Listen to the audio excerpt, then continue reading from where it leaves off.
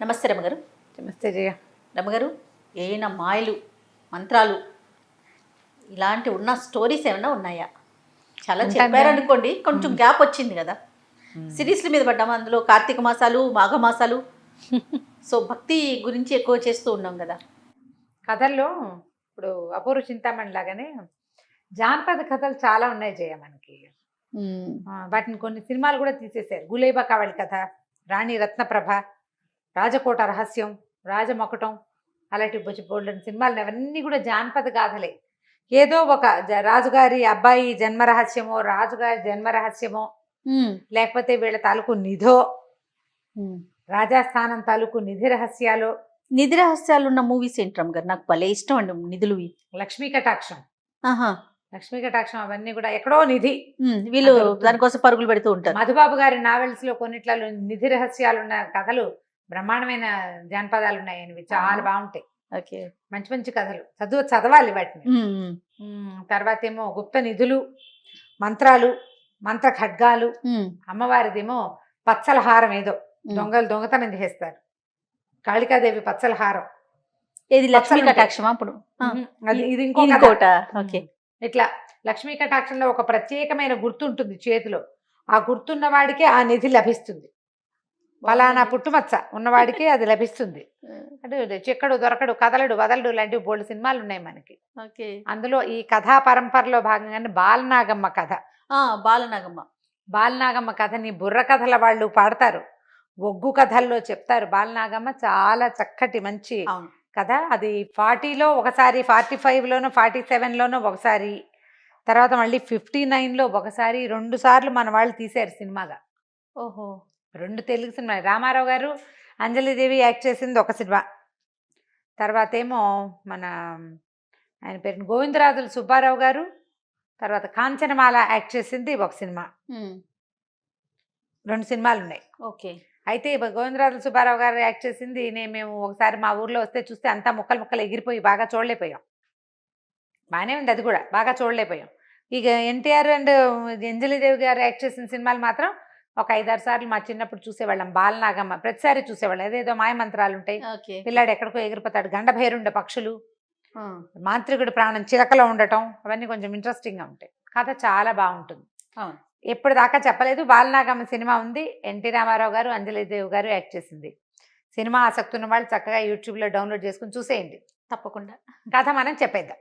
పూర్వం భూచక్రపురం అనే ఊరికి నవభోజరాజు అని ఒక రాజుగారు ఉండేవారు. ఆయనకి భార్య ఉండేది భూలక్ష్మ గారు. భూలక్ష్మి ఆవిడ పేరు. ఈ భూలక్ష్మీదేవికి ఎప్పటికీ సంతానం కలగల. ఎంతకాలమో సంతానం కోసం చూశారు.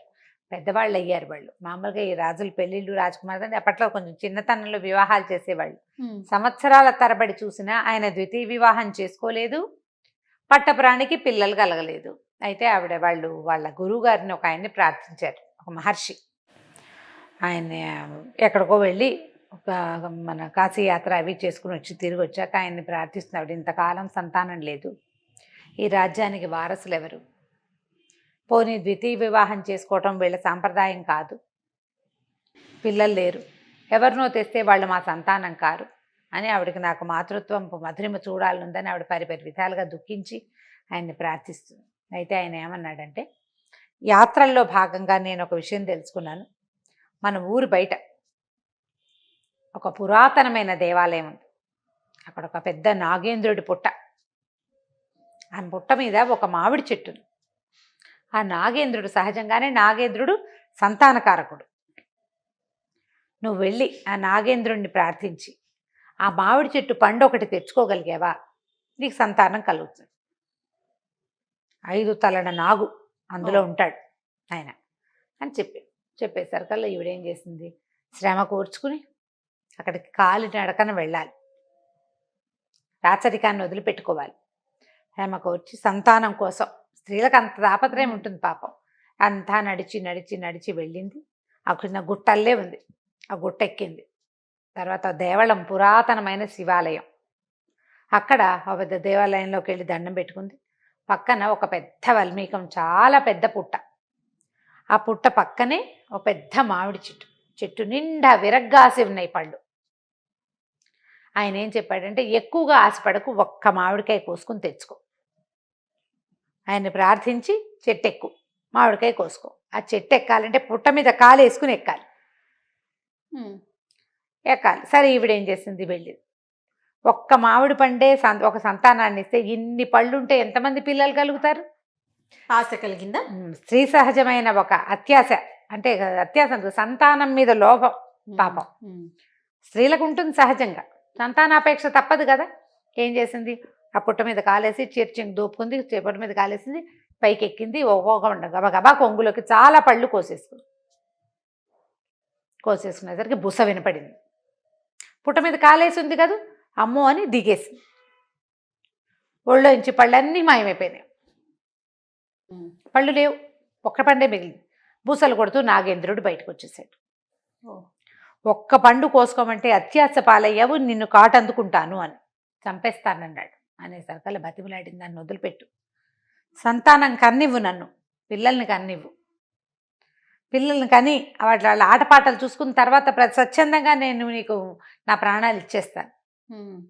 ఒక పండుని మించి కోసిన వాళ్ళని కాటందుకోవాలి, అది నా నియమం. నువ్వు కోసేసావు పళ్ళు. 7 పళ్ళు కోసింది ఆవిడ. సరే, చాలా బతిమలాడింది. సంతానం లేకుండా గొడ్డుమోతు చావే వస్తుందా నాకు, బతుకంతా గొడ్డుమోతు బతికే, మరణం కూడా గొడ్డుమోతు మరణమేనా? నిన్ను మీద ఆశపడి కదా ఇంత దూరం వచ్చాను, నన్ను కాస్త కరుణించు, పిల్లలు కలగని, పిల్లల ఆటపాట చూసుకోనివ్వు నన్ను.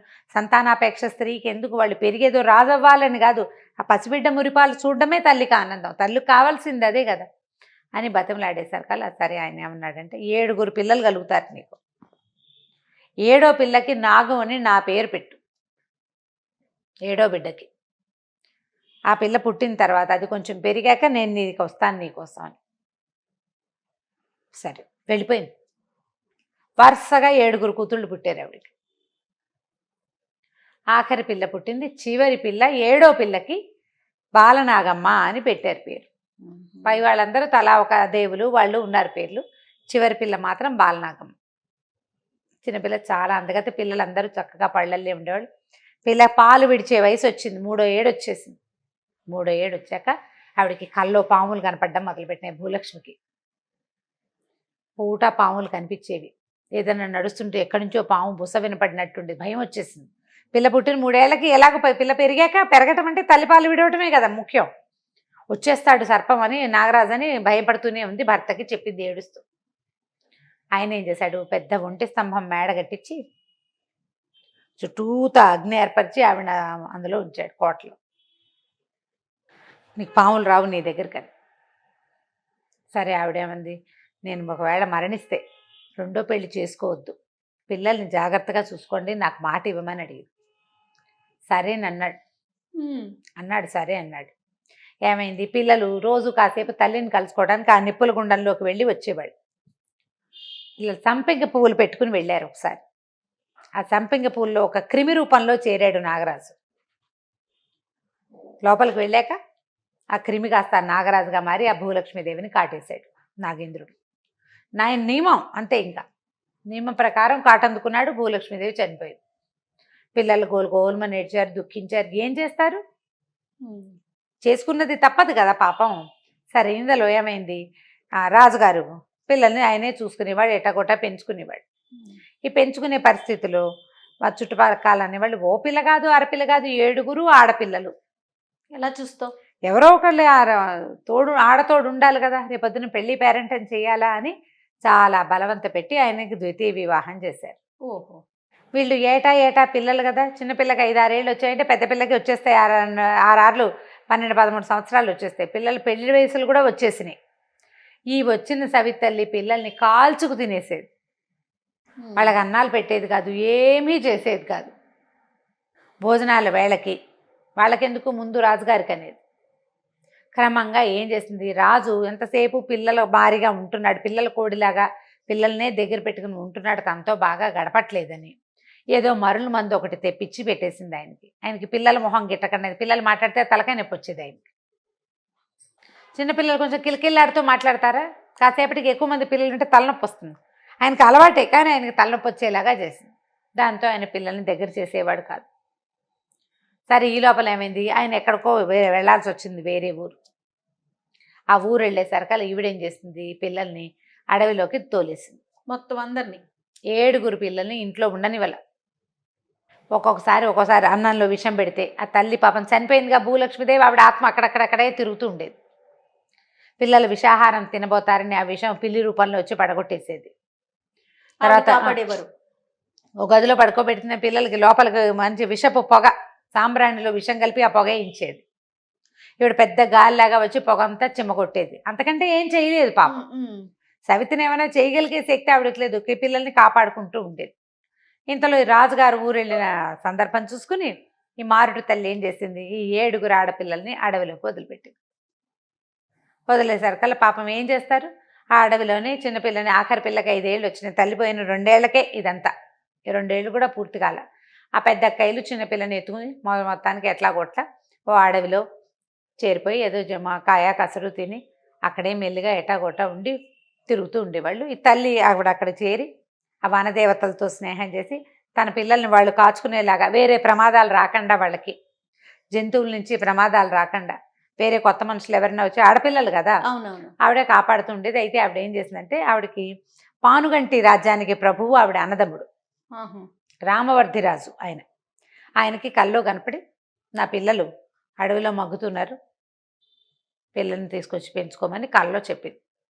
ఈయన ఏం చేశాడంటే, అసలు పిల్లలు ఊళ్ళో ఉన్నారా లేదా అని ఆ ఊరికి చారుల్ని పంపించి తెలుసుకున్నాడు. ఆడపిల్లలు ఊళ్ళో లేరు, తండ్రి ఊళ్ళో లేడు. ఈ సవితల్లి అంత మంచిది కాదు. దాంతో ఈయన చెల్లెలు తనకి కల్లో కనపడింది నిజమే, తనకేమీ ఊహ కాదు, ఇది కరెక్టేనని ఆ అడవంతా వెతికిచ్చి ఈ ఆడపిల్లలు ఎక్కడున్నారో చూసి ఆయనకి 7 కొడుకులు.